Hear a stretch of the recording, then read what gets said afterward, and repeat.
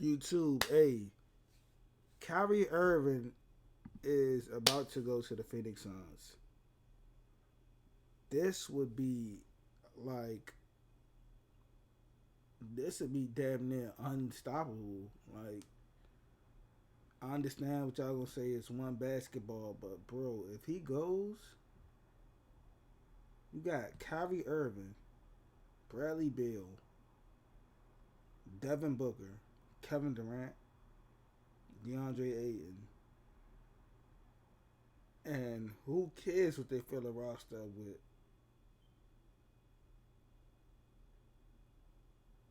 Them five alone, them five alone. Meaning, if you want to take a rest break or whatever, you could always have one of them playing. That's unstoppable. Let's go and see what Brad talking about. Pretty significant news, and we had to get this to you guys first. Like Kyrie actually has all the leverage when it comes down to the Mavericks. You can maybe argue anywhere he goes, maybe a little chaotic. What we do internally, we keep internal.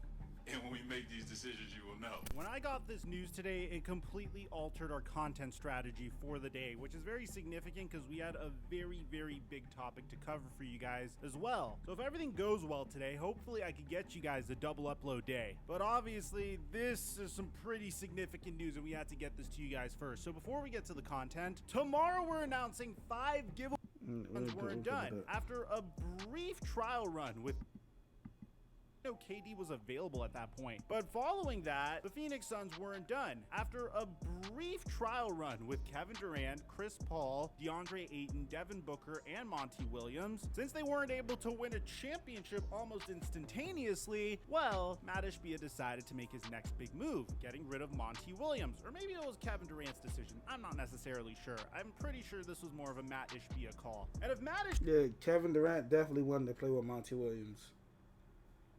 I'll let you know that. I'll let you know that now. Kevin Durant definitely wanted to play with Monty Williams. He didn't have a problem with Monty Williams.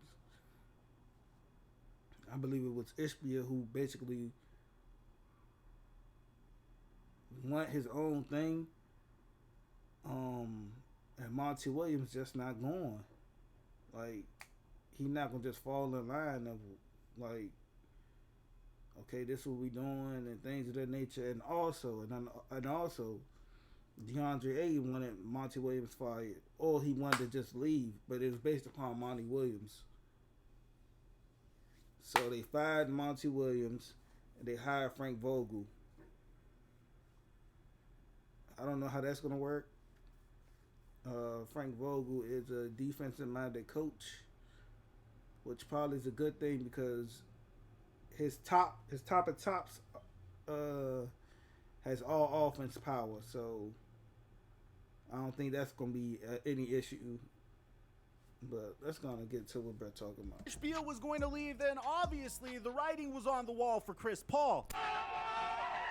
Eventually, the Phoenix Suns would decide to completely move on from Chris Paul. Originally, they wanted to release him, but fortunately, they were able to execute a trade with the Washington Wizards, where they quite literally stole Bradley Beal and a bunch of their young players in return for Chris Paul, Landry Shamet, Bilal Coulibaly, who was the 7th overall pick via the Indiana Pacers, 4 first-round pick swaps, and 2 future second-round picks to further reconstruct their roster. Now, this means that the Phoenix Suns have Bradley Beal, Kevin Durant, Devin Booker, and DeAndre Ayton on their roster moving forward. And honestly, the addition of Jordan Goodwin and Isaiah Todd is fairly significant. These are 2 players that no one is talking about that could be very, very important. Hey, Isaiah Todd is Isaiah Todd is goated, bro. He remind me of like a baby Giannis, like. He gonna be goated, bro. Moving forward, and the reason why nobody's talking about them is because, well, Jordan Goodwin has played in 2 seasons in the NBA, barely got any minutes at all whatsoever. The same could be said about Isaiah Todd, played about 2 years in the NBA, barely got any minutes, barely did anything. These 2 might get a lot more minutes with the Phoenix Suns, given the fact that there isn't a lot of depth on this roster. I mean, they're probably going to bring back Terrence Ross, hopefully, if they could agree to a contract, and they're looking to also potentially work out Jabari Parker and Stanley Johnson. Okay. Hold on, Jabari Parker.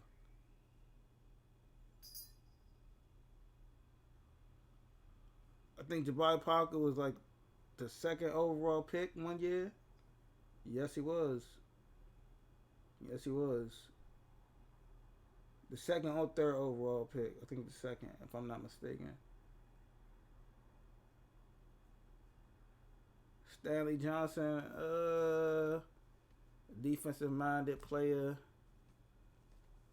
Hey, they about to be, hold up, This should give you an idea of where the Phoenix Suns' heads are at in terms of roster construction. How are they going to add additional pieces around DeAndre Ayton, Kevin Durant, Devin Booker, and Bradley Beal? Well, it's going to be a lot of these types of players. I'm a huge Jabari Parker fan, man. I just remember watching his highlights at Duke. He was so freaking good. I thought this man was going to be quite literally the Tim Duncan of small forwards once he enters the NBA. There were just so many ways that he could score. He had this awesome athletic ability that wasn't too uber athletic. He formed a really fun 1-2 punch with Giannis Antetokounmpo for about like 1 or 2 seasons when he was actually on the floor. But unfortunately, injuries would derail his career. He would sign a contract with the Bulls, and then he'd become a journeyman in the NBA. And unfortunately, he kind of washed out of the NBA. And I'm always rooting for Jabari Parker to get back into the NBA, but I'm gonna be honest, you're not necessarily pursuing the cream of the crop in NBA free agency if you're trying to bring in Stanley Johnson and Jabari Parker as your role players. But there's another thing that is very interesting here. The Phoenix Suns might not even go into the season with DeAndre Ayton. You might be thinking, Wait, Mike,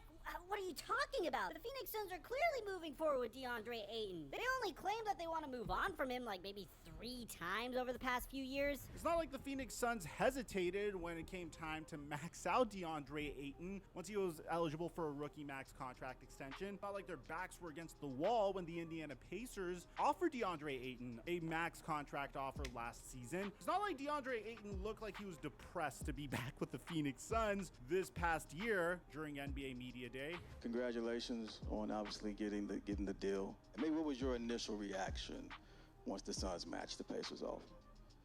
I was happy. It was all done, I guess. That's it?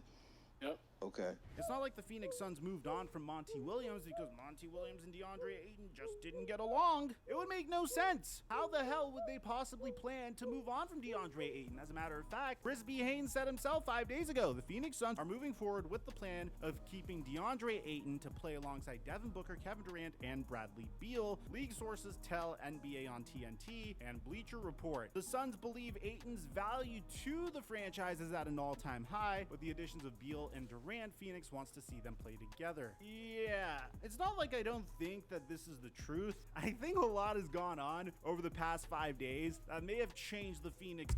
I mean, if they're going to move DeAndre Ayton, I seen a trade where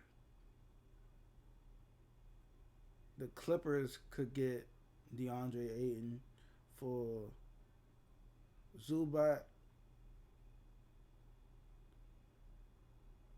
They said Robert Covington and Nicholas Batum.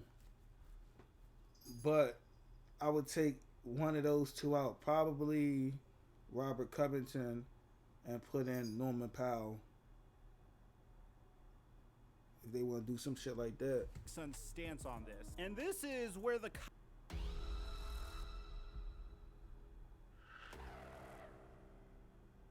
Kyrie Irving aspect of this situation comes in. I'm gonna be honest, I am terrible when it comes to Kyrie Irving analysis because I honestly don't know what he wants at this stage of his career. Historically, if you just look at Kyrie Irving's career, any situation that a player would possibly ever want was given to Kyrie Irving. You want to be drafted #1 overall to a rebuilding team and potentially save them? You have the opportunity to do that. You want to team up with the greatest player of all time or the second greatest player of all time and bring a championship to a city that has been devoid of a championship for decades? Well, he did that. You want to leave said franchise to really get an opportunity, have a team built around you with an infusion of very talented young players in a city that quite literally lives, breathes, and eats sports? Well, he had the opportunity to do that. At that point, Kyrie may have decided that, hey, that's not what I wanted. I want to be close to home and be close to family. So he signed with the Brooklyn Nets with his best friend. When things didn't work out with the Brooklyn Nets and he wanted to be traded to a team that would support him and appreciate him for who he is, he got traded to the Mavericks. And the thing that makes it a little bit more difficult in regards to trying to figure Kyrie Irving out is throughout all the teams that he's been on, he's committed to the Cleveland Cavaliers.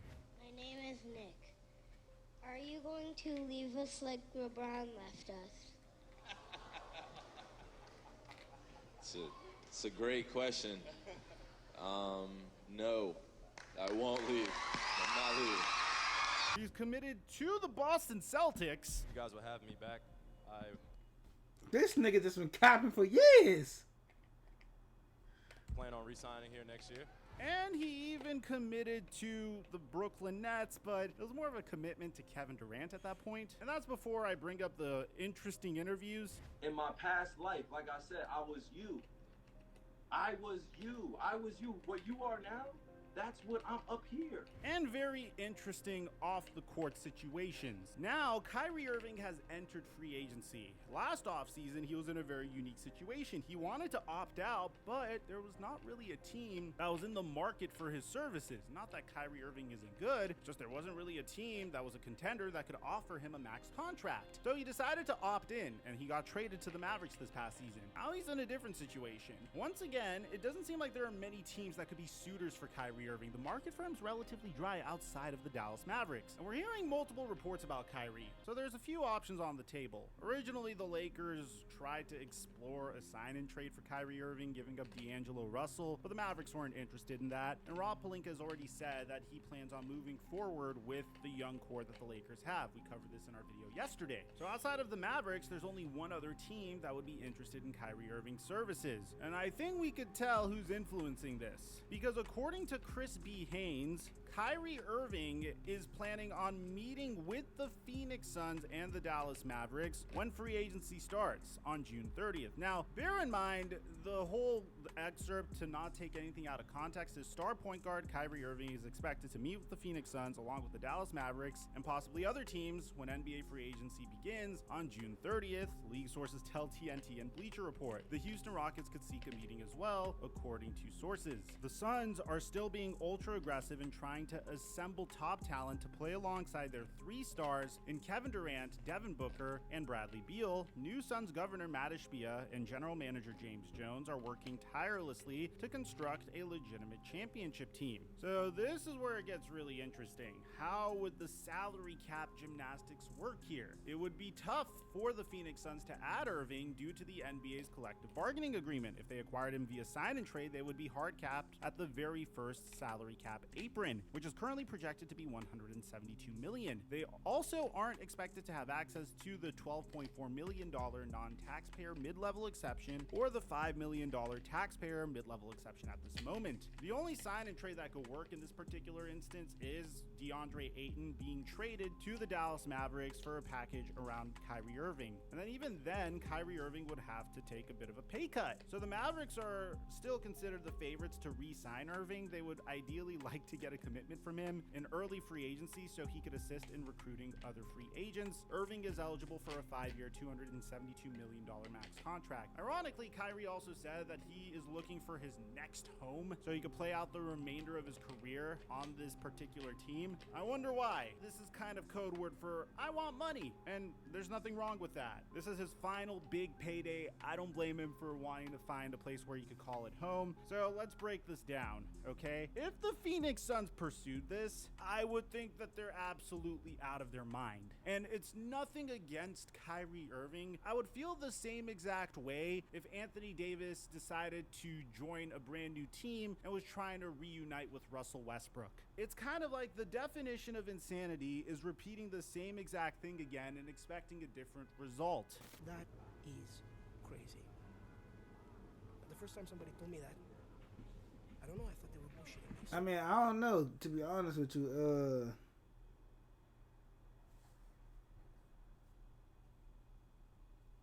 if we look at it now, bro, the Phoenix Suns, I know a lot of people say like they're top heavy, and we don't know what that looks like. But we know what that look like. We just seen Devin Booker in the playoffs put up video game numbers. Like literally video game numbers. Him and Kevin Durant alone.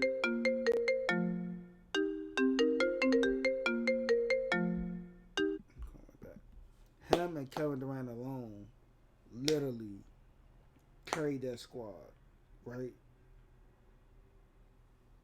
Maybe you can move DeAndre Ayton because he don't seem like he's fully committed to basketball. Like he wasn't no type of help. I'm talking about no type of help. Dude 7'1", not grabbing no boards, not going down low, not playing with his big body. Like I'm talking about dude asses. I don't even know what to tell. I don't even know what to say about Shawty. Like, then you got Bradley Beal, bro. Kevin Durant just be doing these super teams, like.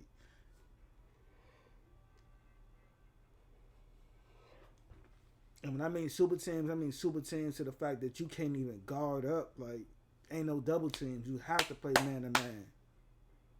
You can't leave nobody open. You add Kyrie Irving to that.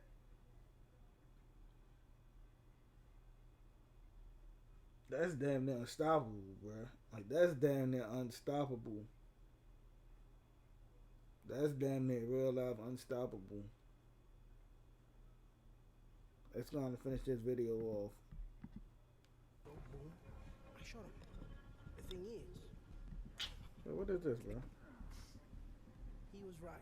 On Marks and Joe Tsai, but if you're the Phoenix Suns, I don't know if you could feel comfortable making a decision like this. Trading away DeAndre Ayton and bringing in Kyrie Irving. And by the way, rumors already suggest that the Suns already tried to trade DeAndre Ayton to the Dallas Mavericks. Mark Stein reported this on Tuesday, saying that there was a deal in place that would have sent DeAndre Ayton to Dallas in exchange for Tim Hardaway Jr., Rashawn Holmes, and JaVale McGee. The reason why it fell through was because the Suns weren't interested in taking on JaVale McGee, and the deal fell apart. Furthermore, DeAndre Ayton's kind of like their final trade chip at this point, so I wouldn't necessarily blame the Suns for trying to stand pat and hold on to him as long as possible. However, I will admit, I do think DeAndre Ayton needs a change of scenery. I do think the Phoenix Suns is not the right spot for him for the remainder of his career. Nothing against the Suns, it's just the moment DeAndre Ayton was drafted, this wasn't a team that was 100% dedicated on the development of DeAndre Ayton. They were more focused on trying to compete for championships because their championship window was literally thrown open within the first 2 years of DeAndre Ayton's career. And then once they went undefeated in the bubble, they traded for Chris Paul. Next thing you know, they're contenders in the West and they made it to the NBA Finals. So DeAndre Ayton was expected to develop very quick and he wasn't able to respond to that kind of pressure. I feel like being traded to the Dallas Mavericks, a team that was just consistently searching for the ideal running mate to Luka Doncic, would give him a situation where he could develop some chemistry with Luka, but also really focus on developing his craft. Maybe become a little bit more dependable on the defensive end. Maybe extend his range to the perimeter offensively. So I'm a huge fan of any trade like this for the Dallas Mavericks, especially considering the fact that the Kyrie... Let's get him out of here, man. This nigga's talking crazy. See y'all niggas in the next video. Peace.